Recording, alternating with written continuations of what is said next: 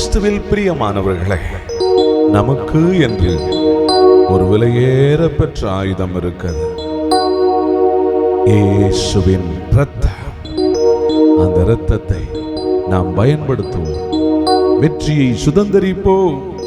சாத்தானின் கிரியைகளை முறியடிக்கிற மிகப்பெரிய ஒரு சக்தி இயேசுனுடைய இரத்தம்.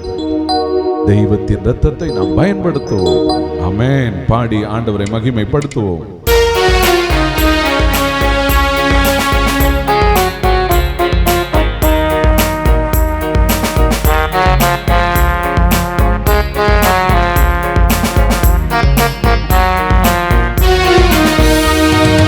ஆட்டுக்குட்டி இரத்தத்தை கையில் எடுப்போம், அந்தகார வல்லமைய துரத்திடுவோம்.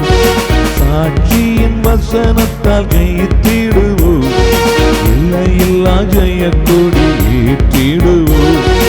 ஆட்டுக்குட்டி இரத்தத்தை கையில் எடுப்போம், அந்தகார வல்லமைய துரத்திடுவோம். சாட்சியின் வசனத்தால் கைத்திடுவோம், இல்லையில்லா ஜெய கொடி ஏற்றிடுவோம். சிறைமட்டு போன சீயோனே, சிறைமட்டு போன சீயோனே, உன் சிறையிருப்பை திரும்பும் நாளிதுவே, உன் சிறையிருப்பை திரும்பும் நாளிதுவே. இரத்தமே இரத்தமே இயேசு கிறிஸ்துவின் இரத்தமே, இரத்தமே இரத்தமே இயேசு கிறிஸ்துவின் இரத்தமே. இலையேற பெற்ற இரத்தமே, இலையேற பெற்ற இரத்தமே. ஆட்டுக்குட்டி இரத்தத்தை கையில் எடுப்போம், அந்தகார வல்லமையை துரத்திடுவோம்.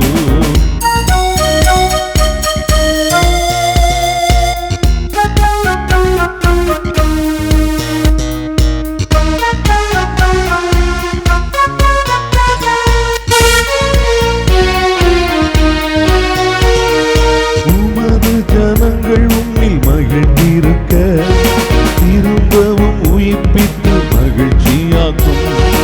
உமது ஜனங்கள் உன்னில் மகிழ்ந்திருக்க திரும்பவும் உயிர்ப்பித்து மகிழ்ச்சியாக்கும்.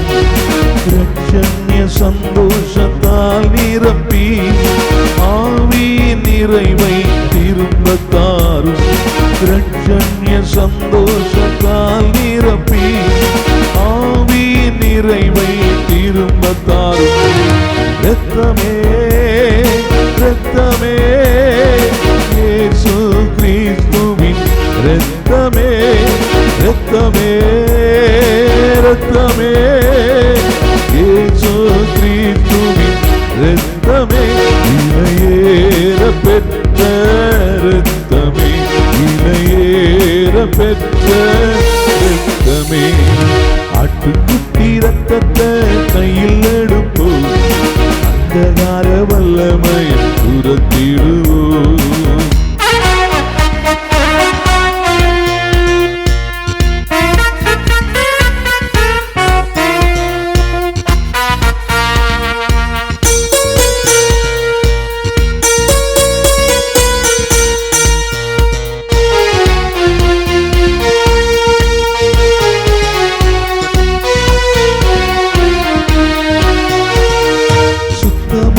தண்ணீரை தெளித்திடுமே, பரிசுத்த இரத்தத்தாலே கழுவிடுமே.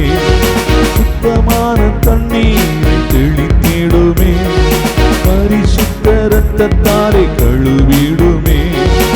எல்லோரும் மீட்படைந்து, எல்லோரும் மீட்படைந்து சபையின் தேவனே எழுந்தருளும், சபைகளில் தேவனே எழுந்தருளும். இரத்தமே இரத்தமே இயேசு கிறிஸ்துவின் இரத்தமே, இரத்தமே இரத்தமே இயேசு கிறிஸ்துவின் இரத்தமே. இலையேற பெற்ற இரத்தமே, விலையேற பெற்ற இரத்தமே.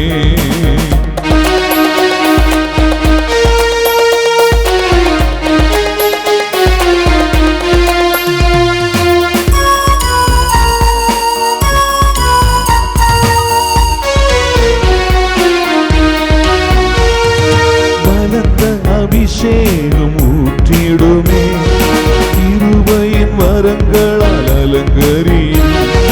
பலத்த அபிஷேகம் ஊற்றிடுமே, கிருபையின் வரங்களால் அலங்கரி. பரிசுத்தம் ஒன்றே அலங்காரம், பரிசுத்தம் ஒன்றே அலங்காரம். சபைகளில் எல்லாம் ஜொலிக்கணுமே. இரத்தமே இரத்தமே இயேசு கிறிஸ்துவின் இரத்தமே. இரத்தமே இரத்தமே இயேசு கிறிஸ்துவின் இரத்தமே. விலையேற பெற்ற இரத்தமே, விலையேற பெற்ற இரத்தமே.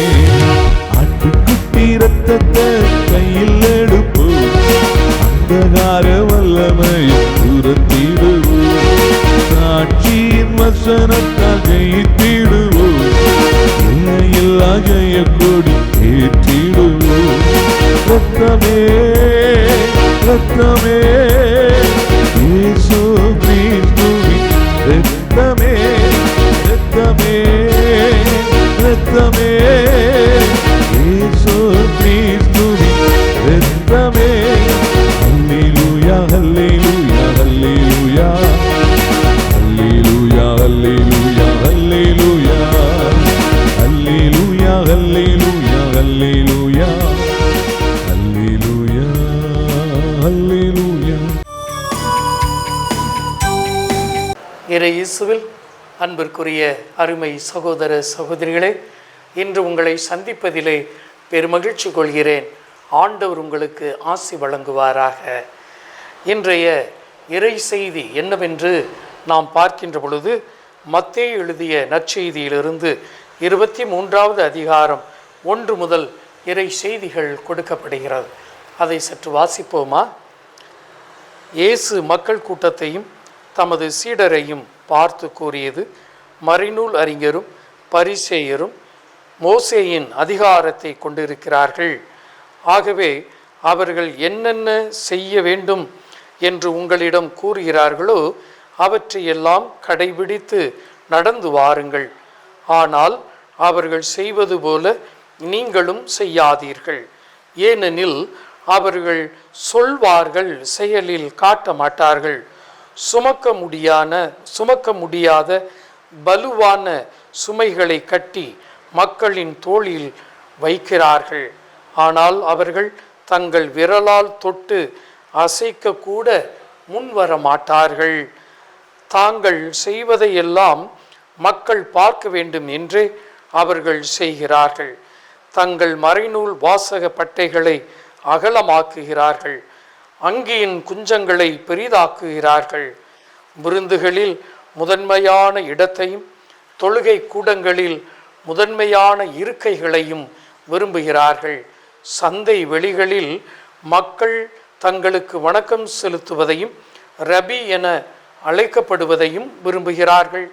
ஆனால் நீங்கள் ரபி என அழைக்கப்பட வேண்டாம், ஏனெனில் உங்களுக்கு போதகர் ஒருவரே. நீங்கள் யாவரும் சகோதர சகோதரிகள். இம்மண்ணுலகில் உள்ள எவரையும் நீங்கள் தந்தை என அழைக்க வேண்டாம், ஏனெனில் உங்கள் தந்தை ஒருவரே. அவர் விண்ணகத்தில் இருக்கிறார்.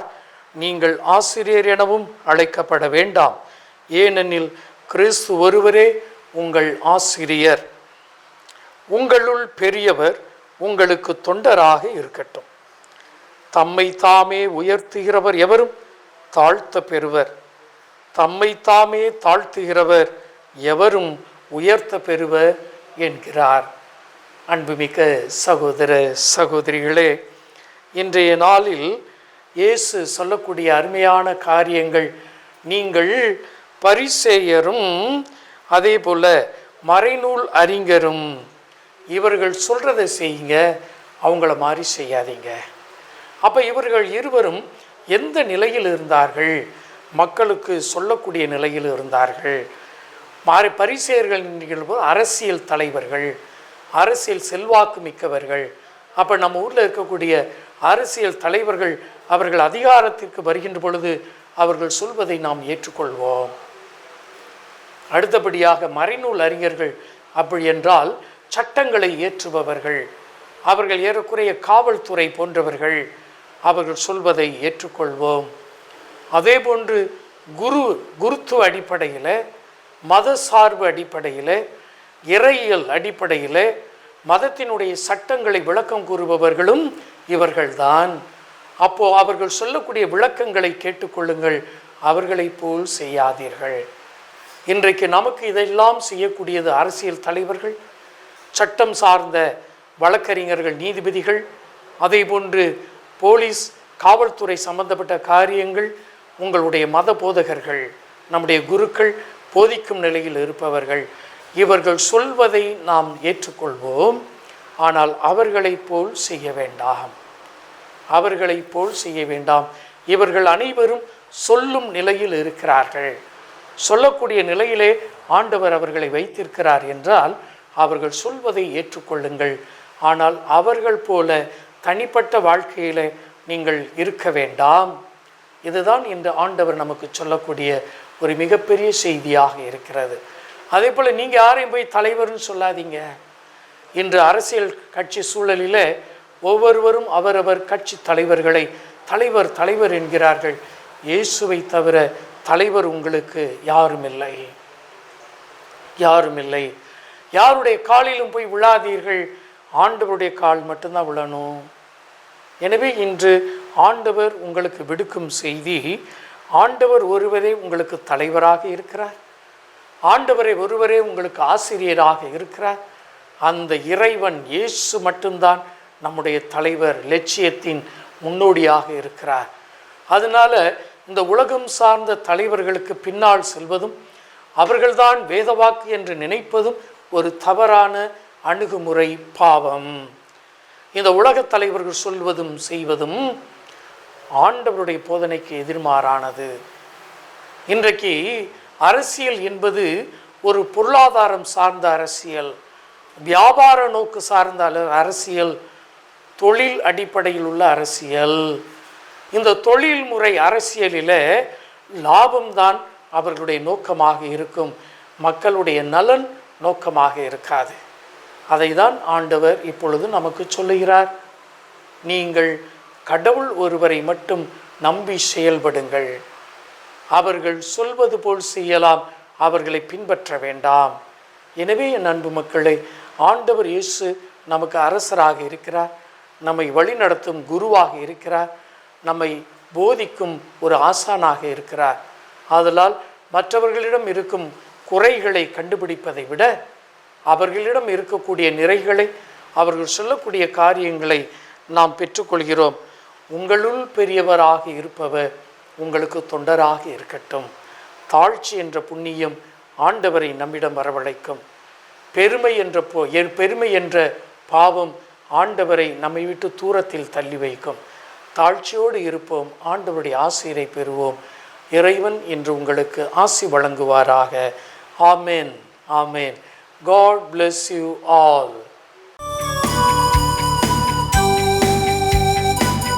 எபிரேயர் 6ஆம் அதிகாரம் 14வது வசனம், நான் உன்மீது உண்மையாகவே ஆசி பொழிந்து உன்னை பழிகி பெருகச் செய்வேன் என்றார். ஆண்டவர் ஆபிரகாமை ஆசீர்வதித்ததனுடைய காரணம் என்னன்னா, பாருங்க, லோத்து பிரிந்து சென்றாலும், லோத்து சுயநலவாதியாக இருந்தாலும் ஆபிரகாம் சுயநலவாதி அல்ல.